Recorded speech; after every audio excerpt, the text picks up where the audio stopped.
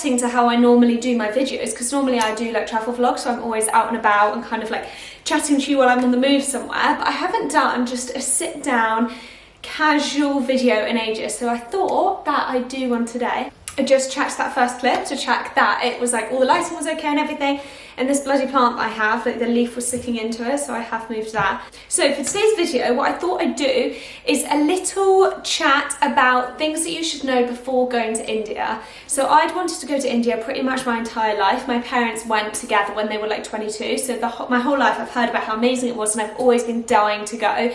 Finally went last summer with my sister, so we just did southern India. So this video is going to be about like my opinions and perspectives on southern India. When I would post content about India on my TikTok, on my Instagram, I got a lot of people being like, that's not right, that's not right. So I feel like southern India and northern India are two quite different things. So yeah, this is all my opinions on southern India. So what I thought I'd do is do a kind of general video on things that I wish that I knew before I travelled to India. So I decided to split it into 3 parts. I've put little notes on my phone so I don't forget. So I'm going to do things to bring, things to be aware of when you're there, and then like general top tips. Okay, so things to bring that I would just say that I wish I knew this before I went. I basically couldn't find any like Western snacks anywhere. I know this sounds like such a niche thing, but then that's the whole point of this video, to be a bit niche. I could get like crisps, but other than that, there weren't. If you go to like Thailand or Latin America or anything like that, you can still go into shops and kind of buy snacks that you're used to, whereas in India I really found that I couldn't. And me and my sister, because we were there for like almost a month, we'd actually bought a ton of snacks for the plane. I always bring so much, and then we actually then ended up eating them across the time that we were in India, and actually I liked it so much. We bought like big bags of like croissants, we bought breakfast bars, just like general sweets and chocolate, and I definitely recommend doing that, because yeah, if you're like me and you love your snacks. Also, another thing is, it kind of ties in with like being aware of the season. So we went to southern India during rainy season, and then I definitely say make sure that if you're going in any kind of rainy season, bring a waterproof. So I had one of these ones that folds up really small, so I could just bring it in my backpack all of the time, and that was really useful. Another thing, toilet paper. I'd definitely say bring a good load of toilet paper before you go. We weren't even going into the absolute cheapest hotels, but we found that I'd say like a couple of hotels didn't even have any toilet paper in the bathroom, and when we asked for it, they were kind of like, sorry, no. So we had bought toilet paper and little like tissue things with us, and we definitely found that so useful, and that was so needed, so definitely do that. Then the other thing that I would say to bring is, especially if you're a girl, more like modest clothes. So obviously when you're going somewhere new, it's always important to like look up the culture and respect the culture when you're there. And in India, they definitely kind of expect women especially to have like shoulders covered, knees covered.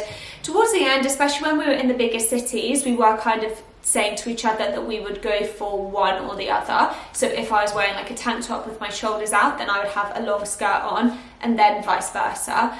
But if you're going into any kind of religious area or any of the temples or anything, then you would need to have both covered. So I would just bring clothes, enough clothes with you that are modest to know that you can cover up if needed.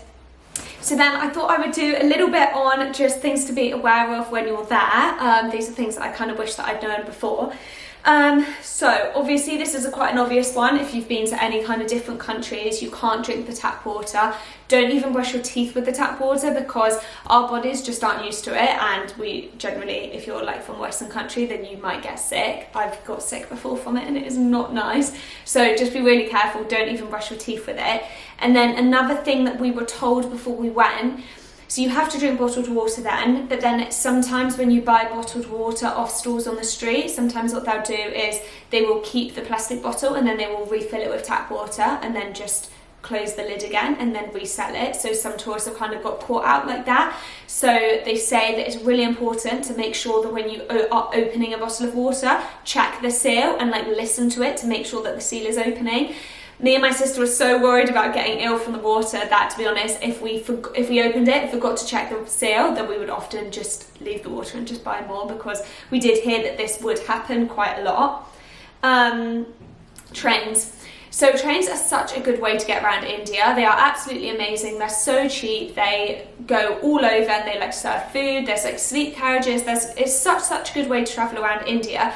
But we did not find them the easiest in terms of organisation. So I would definitely just say that there's lots of things to be aware of with trains before going to India.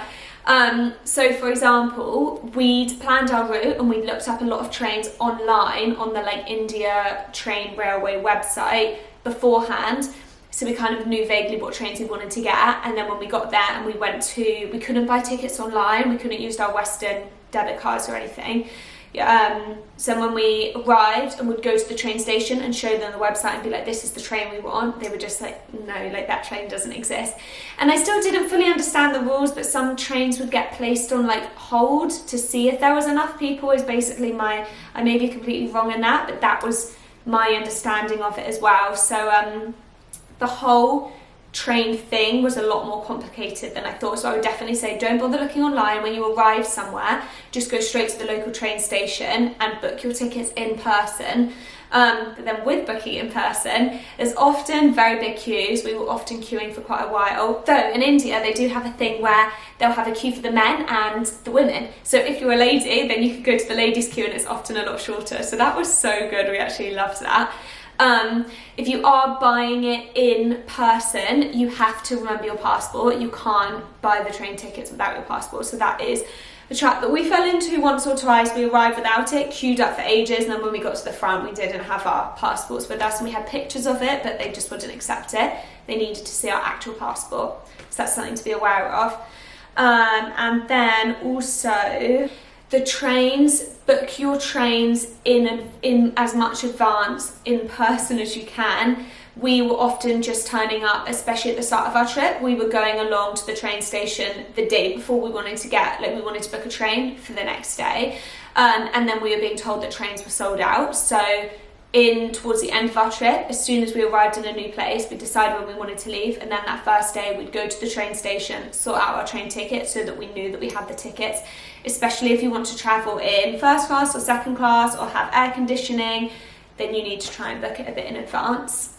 Another thing to just be aware of when you're there is, and again, this might be more southern India than northern India, but we found that in southern India, everybody was so interested in us as tourists. I feel like this was just my perception of it. I feel like maybe in southern India they don't get as many tourists. So we found that everywhere we went, it was kind of like being a celebrity. It was just quite crazy to us. Like people were so friendly, and it was never like intimidating or anything like that. People were so nice, but they did often want to come up and meet us or take a picture with us. And yeah, people were just very interested to talk to us, hear about where we were from and stuff. So at the start, we were surprised by that, and we found it like maybe a little bit overwhelming when we first arrived and when we'd have like big crowds of interested people. But so that's what I just say. I wish that I'd just known about that before, and then I could have been just a bit more wary of it before I went, basically.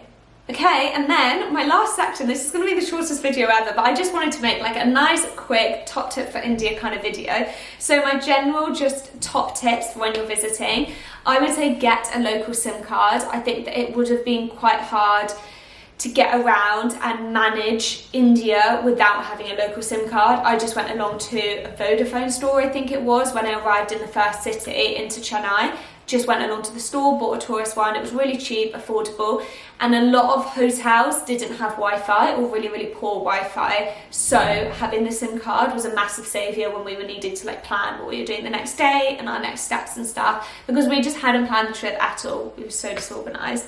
Another one, just prepare yourself for a culture shock. I thought that I'd been to places before that had given me a culture shock, but it was nothing compared to this trip to India. Like it is, of course, it is just a big culture shock. So I just think, just go into it with an open mind and be ready for that, and give yourself a bit of leniency. I think at the start I almost felt bad like about myself, that I was a bit overwhelmed by it. So I would just say, book yourself a few nice hotels at the start, give yourself some time. Yeah, just be kind to yourself with it. Another one is don't try to see too much. I think as I say, we only had like just under 4 weeks, So we really crammed quite a lot into that, and I kind of now wish that we'd just slowed it down a bit and spent longer in less places, especially because, as I said, the trains and things like that weren't always that reliable. We did spend quite a lot of time stressing about how to get to the next place, whereas I wish I'd taken that out of it a little bit. Sorry if this camera angle keeps jumping around, my camera keeps running out of memory, so I keep having to go back, like delete pictures and videos from before, and then come back, film a few more minutes, and then yeah, so it's a whole faff. But I'm nearly done, so I'm hoping this lasts through the last, I think I have 2 minutes of recording left. So yeah, my last one is just go for it. Basically, I just think it's the best place. I think it was the most amazing experience. It is such a beautiful country. There's so much to see. It's so diverse. Like, the people were just so amazing. I just could not recommend it more, and it's definitely one of those trips that I'm just going to remember for the rest of my life. I definitely want to go back and do northern India as well, and I'd love to do more of southern India as well. Like, we barely scratched the surface when we even had a month there. So yeah, I would just say, if you're considering it, you know, take these tips on board, make sure that you're prepared before you go, but do it, book the tickets, take the trip, because you'll have the best time ever. Okay, so that is literally it. Yeah, so like I said, it's a very speedy little video, and definitely not like different to my normal style of video where I'm like on the move all the time. But yeah, I just thought these are some things that I was thinking that I wish that I'd known before I went to India for the first time. So hopefully this will help someone else out. Let me know in the comments if you've been to India or if this has helped at all, hopefully. And then I will see you in my next video. So in a couple of days' time now, I'm so excited. I'm off on a trip to Italy. So I'll be back to my normal vlogs then. I think I'm going to do a proper little vlog. I'm going with Keelan, so it'll be nice. I'll be back on the channel. But yeah, as I said, thank you so much for watching, and I will see you in my next video. Bye!